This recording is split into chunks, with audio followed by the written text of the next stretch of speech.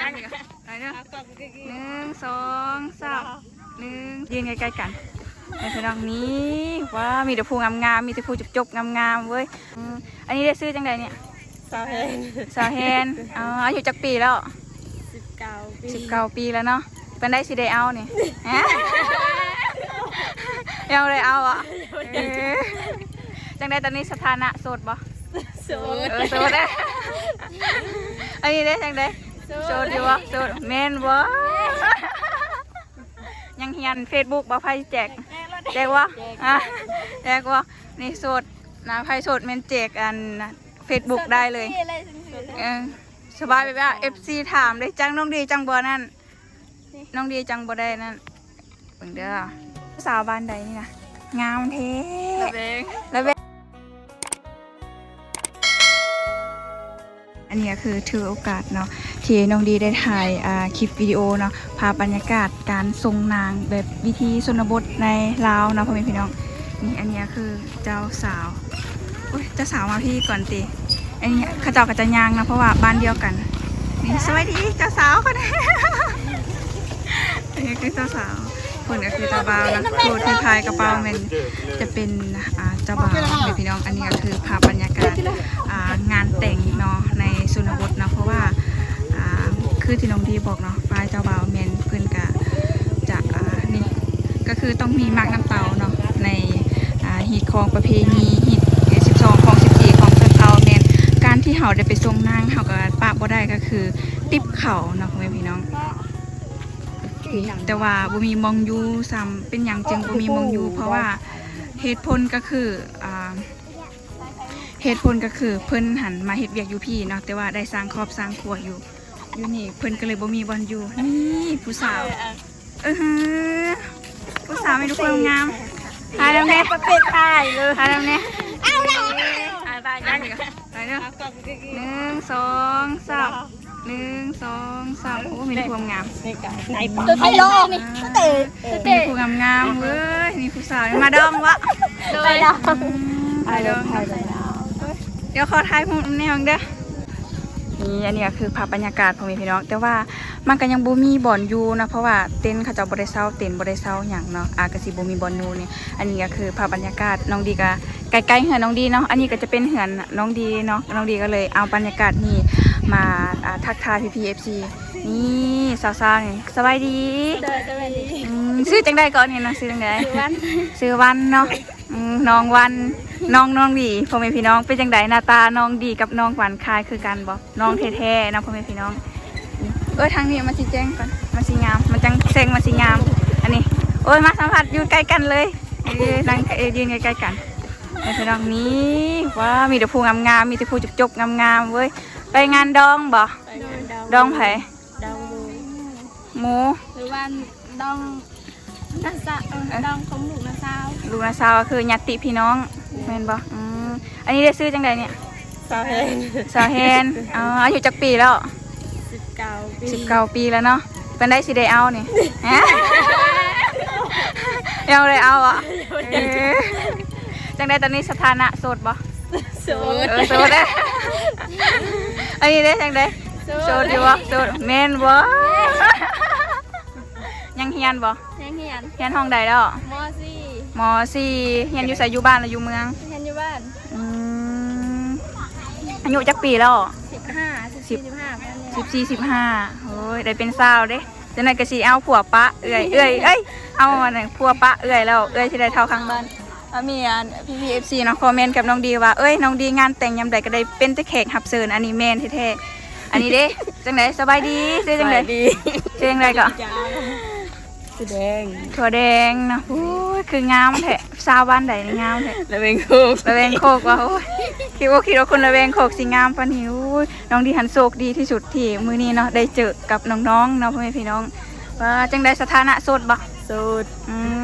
จีบได้ติถ้ามี FC ติดต่อนี่สิฮับบ่ล่ะเอาบ่ล่ะนี่ผู้บ่าวไทยไลน์ได้ถามหาน้องดีติดต่อผู้บ่าวไทยสาวลาวให้นี่อันนี้ก็เลยโฆษณาขายอันนั้นซาวโต๊ะซาวเต้นอันนี้ก็จะเป็นเต้นเนาะที่เขาเจ้าอันนั้นเฮ็ดอันนี้ เขาเจ้าหับเมาอันสร้างน้ำประปาอยู่นี่แต่ว่าเขาเจ้าก็ได้มีขอบมีครัวอยู่นี่เห็นสาวๆงามอันนี้จังไหนก็ได้คือกันเลยนี่นะอัน2-3 คนนี่จังได้อันแจกเบอร์โทรวะเอ้ยอัน Facebook บ่ไผแจกวะแจกวะนี่โสดนะไผโสดแม่นแจกอัน Facebook ได้เลยสบายแบบว่า FC ถามได้จังน้องดีจังบ่นั่นน้องดีจังบ่ได้นั่นเบิ่งเด้อเอ้ยมันบ่แจ้งบ่แจ้งเปิดแสงก่อนสุดแล้วสำนี้แล้วมันสุดยังไงนี่ได้อยู่เดี๋ยวแจกวาบให้ก็ได้ไปวาบแคปแล้วก็ได้สีอันนั้นหูก็ได้นะได้เบอร์โทรโสดเด้อว่าสัตว์นี่มันบ่เห็นฮะฝากคือกันวะเนี่ยใครสนใจก็ติดต่อได้นะพ่อแม่พี่น้องอะไรนี่มีวะนี่มันต้องหาบอลแจ้งเดี๋ยวถ้าไปหาบอลแจ้งจักหน่อยเนาะเพราะว่ามันก็อาซิบอซัดปันไดแจ้งหรือว่าสิจูน้องสิไปยูหันกันบ่คนก็หลายได้ยูหันนะแต่ว่ามันบ่มีบอลยูนะพ่อแม่พี่น้องได้กินข้าวแล้วบ่สาวๆกินแล้วเนาะแต่ว่าอยู่นี่ยังไม่ได้กินต้องได้กินอีกหอบนึงแม่นบ่เขาเจ้าเฮ็ดอีหยังกินจังนั้นยังบ่ฮู้ไปว่าเขาเจ้าหันยังบ่ได้เฮ็ดกินยังบ่ได้เกียมเทื่อมีแต่เฮ็ดกินเองอ๋อกลับหรือเมืองมื้อนี้เอ้ยกลับหรือเมืองกลับหรือนอนกลับหรือเมืองโอ้ยอันนี้ก็ลงลืมคือกันนะพี่น้องตลกนะพี่น้องต้องกลับนะเพราะว่ามันบ่มีบ่งนอนอยู่แล้วเพราะว่ามันอยู่บ้านเดียวกันพี่น้องอันนี้ฮู้บ่แบบอันขดองของเจ้าสาวนี่เท่าไหร่งัดเข้ากันเท่าไรก็คาดอง45 ล้านมีคำบ่มีอย่างอื่นบ่งัวจังใดอันใช้บริการนะติเขาใช้บริการได้เถอะจักสุดว่าเอาสุดเฮงปังเพิ่นหากะสิได้เกี่ยมอันเศร้าตุเศร้าตังนะพ่อแม่พี่น้องอันนี้ก็คือผลงานของเพิ่นที่เพิ่นเฮ็ดเนาะโอ้ยไผได้เฮ็ดมาเฮ็ดเวียกอยู่ประเทศลาวเนาะในชนบทก็คือได้เมียลาวเลยรับประกันคนใดที่แบบสนใจก็สามารถมาเฮ็ดเวียกอยู่ลาวเลยได้นะโอเคทุกคนขอบใจหลายๆน้องๆขอบใจหลายๆเด้อนี่ตอนนี้แม่น้องๆก็ได้ไปแล้วเนาะพูนงานแต่งของเขาเจ้าคนก็สิลายเนี่ยก็บ่มีบอลอยู่บอลนั่งบอลย่างก็คือน้องดีอาจสิบ่เข้าไก่นะคุณพี่น้อง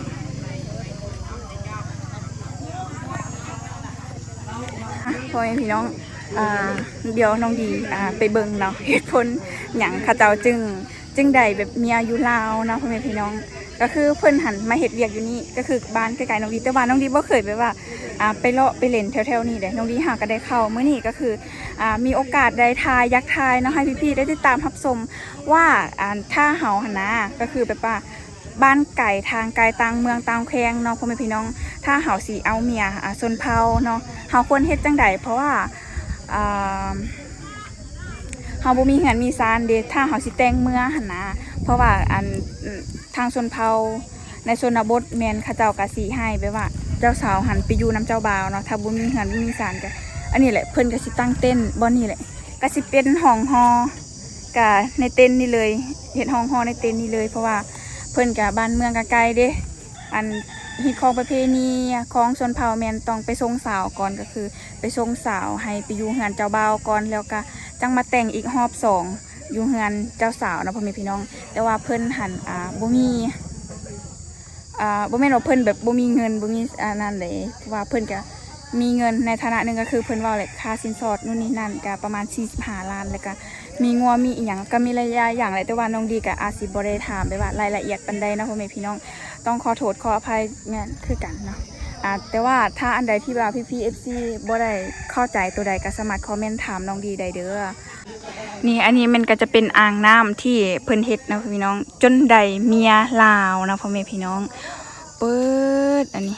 นี้แม่นอ่างน้ำประปาเขาเจ้าก็สิดูดน้ำพูนจากเซละน้องพุ่นเนาะนี่นะเดี๋ยวบ้านน้องดีก็สิได้ใส่น้ำประปาคือกันเพราะว่าที่ผ่านมาแม่นอยู่เฮือนน้องดีแม่นก็สิได้เกาะจังได๋ ได้อันต่อน้ำจากเฮือนนาบ่าวเพราะว่ายังบ่มี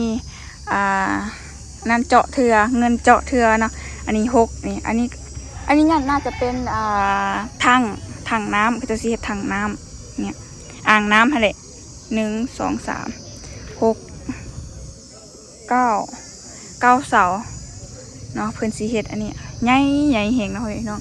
บ้านน้องดิก็สิได้ใส่น้ำบัดนี้แหละสิได้เฮ็ดผักเฮ็ดสวนนี่โอ้ยผู้สาวนี่ไปงานดองบ่ฮะเพิ่นอายเฮ้ยพี่น้องดิก็อายคือกันเด้ล่ะนี่เพิ่นก็อาศัยนั่งอยู่นี่แหละเพราะว่ามันบ่มีบ่อนนั่งนะพ่อแม่พี่น้องนี่เพิ่นกำลังเซาโต๊ะเซาเต้นเดี๋ยวเฮามาเบิ่งภาพบรรยากาศนำกันว่าเพิ่นสิจัดอยู่ไสนะพ่อแม่พี่น้องอันนี้ก็คือบ่มีการแบบว่าจัดลำวงก็คือไปส่งนางก็คือหลังจากที่เฮาไปส่งแล้วก็คือกินข้าวกินน้ำก็เสร็จเป็นทีเรียบร้อยเนาะก็เฮาไปกินข้าวกินน้ำอยู่เฮือนเจ้าบ่าวประมาณนี้แล้วก็เสร็จจะบ่มีอีหยังแบบฮีตของประเพณีอีหยังหลายเนาะก็มีแต่นัดมื้อที่เฮาสิแต่งอีกรอบ2นะพ่อแม่พี่น้องอันนั้นก็คือฝากพี่ๆ FC ได้ติดตามรับชมเนาะคลิปต่อไปเนาะว่าเขาเจ้าสิเฮ็ดจังไดนี่เพิ่นก็สินั่งแบบนี้เลยนี่อันนี้คือญาติผู้ใหญ่เนาะเขาเจ้าเจรจากันเว้ากันว่าเขาเจ้าสิเฮ็ดจังได๋ฮะนี่เขาเจ้าก็สินั่งแบบนี้เลยอันนั้นก็ย่อยอันนั้นเจียวเกินแบบเนาะเขาเจ้าก็สินั่งยังกันอยู่นี่เพราะว่ามันยังบ่มีบอลอยู่เสือตอนนี้แม่นเขาเจ้ากำลังไปเซาโต๊ะตังอันนี้แมนทางพุ่นแมนจะเป็นลามแปลให้กันว่าฮีตของประเพณีของชนเผ่าตะโอยเนาะฮีต12ของ14ของชนเผ่าตะโอยแมนเขาเจ้าเฮ็ดจังใดแน่นะพ่อแม่พี่น้องนี่น้องดีเห็นสาวๆเดี๋ยวมาทักทายสาวๆก่อนเนาะเพิ่นน่ะสาว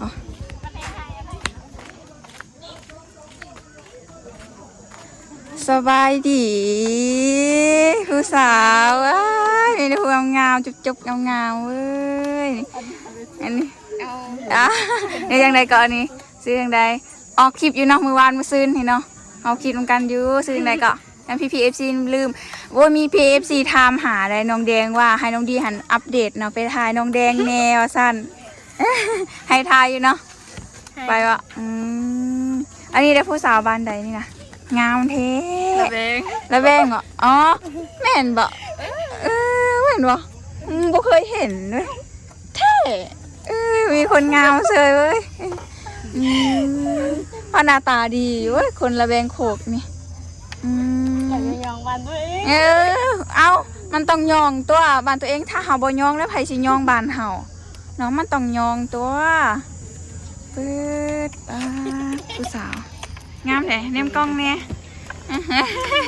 ไปจัดแขวอยู่ใส่อยู่ตะโอ้ยวะงามแท้มีแฟนแล้วบ่โสดโสดแถวหีบจองถ้ามีแบบว่าคนสนใจนี่เอาวะFC ไลน์เด้ทำให้อยู่นะพี่น้องงามอยู่เพิ่มงามเว้ยแจกเบอร์โทรแจกเฟซวะแจกวะนะหรือว่าถ้า FC ถามก่อนจึงแจก FC ถามก่อนเนาะเห็นบ่ถ้าไปท้าอยู่เฮือนใดบ่ถ้ามี FC แบบอยากเห็นอยากฮู้อยากถามอยากฮู้จักน้องมักหักในตัวน้องสิให้ทายบ่ไปท้าอยู่เฮือนใดบ่ทายฮะถ่ายน้องแบบว่าถ่ายเห็ดอยู่เห็ดกินแบบนี้ขนาดได้วะฮะว่าได้อายบ่ต้องอายบ่อายโอ้ยเขาเจ้าก็คือเฮานี่แหละขอบใจหลายๆเด้องามคนงามสิพาผู้บ่าวถ่ายมาหานี่เอาบ่เอาเขาถ่ายมาโอ้ยอันนี้ได้สิหาผู้บ่าวถ่ายคือกันวันนี้ฮะใช่กับผู้สาวคนหนึ่งกินสบายดีผู้สาวซื้อจังใดก็ซื้อต่อยังเฮียนบ่หรือว่าบ่ได้เฮียนแล้วยังเฮียนอยู่เฮียนห้องใดม.3 จักปีแล้ว15ปีมีแฟนแล้วบ่โสด สูตรแท้วะเนาะคือว่าทำไผ่กับสูตรหัวสูตรแต่สูตรปลอมไผ่ที่ว่าอัน FC คนไหนอยากทำแท้ๆก็ต้องไปทำเองเด้อเพราะว่า ไปเคลียร์กันเองนะเฮ้ยมีแต่ผู้งามๆเฮียนอยู่ไสอยู่บ้านบ่อยู่บ้านอยู่จุดซุ่มตังอะไรนี่ แมน เฮียนห้องใด หมอซาน ม.3เฮียนห้องเดียวกันบ่ แมน ไผเฮียนเก่งกว่ากัน ต้อง แล้วตักอันนี้ก็คือนะคะบรรยากาศยอกเล่นกับน้องๆเนาะแกเฮียนเก่งคือกันนั่นแหละมาป้ามีผู้งามๆอันนี้ก็ผู้งามด้วยนี่มีสาวงามด้วยนี่อันควรใจของ FC ทามหาแท้งามเขาจะบอกว่าโอ้ยน้องเด้งหันใหญ่มางามหิงเขาจะแบบยิ้มงามหันนะเขาจะบอกว่าแพ้หอยยิ้มงาม เล่มประม